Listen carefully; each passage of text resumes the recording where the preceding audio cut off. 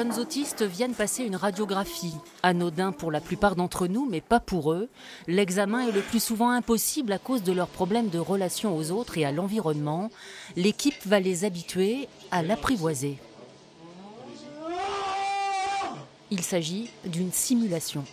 Personne n'avait imaginé que la simulation, qui est a priori une technique pédagogique, puisse servir en situation de soins réels pour des autistes qui peuvent utiliser un espace simulé, un faux espace finalement, d'environnement de soins qui généralement est considéré par eux comme étant hostile et anxiogène. C'est prendre le temps et s'adapter à eux pour qu'eux aussi s'adaptent à nous. Viens, regarde, Caro.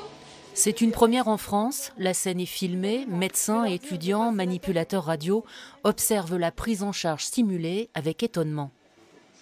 On trouve que d'aller jusque la salle de radio, c'était super. C'est une première déjà pour nous. Parce que d'habitude, c'est beaucoup plus compliqué. Ça va pas du tout. Style pour une consultation en stomato, on a dû travailler sur une année quasiment. Sans cette simulation, la réalisation d'un véritable examen est impossible. Alors l'initiative est plus que rassurante pour les familles, très angoissées avant toute consultation. Prends les photos, regarde.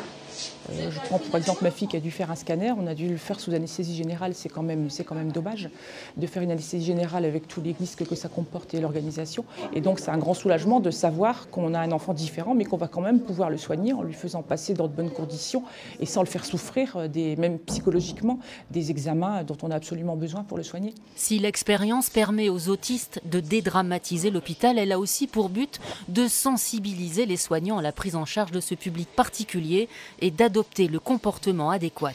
Il faut composer avec les particularités de communication de ces personnes, leur hyper ou hyposensibilité et donc effectivement nos contraintes de réalisation d'examen. Donc il s'agit de maîtriser là des aspects relationnels. Donc on peut travailler au cours de telles démarches ici à SimSanté.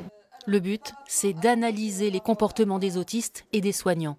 D'accord, donc un, il n'y a pas eu, finalement personne s'est braqué. Deux, l'objectif c'était pas de réussir une première fois, mais c'était bien d'y aller pas à pas. Dès le mois de février, le SimSanté ouvre officiellement ses portes aux autistes et leurs familles qui le souhaitent, afin d'éviter toute réaction de panique ou de rendre impossible un examen indispensable.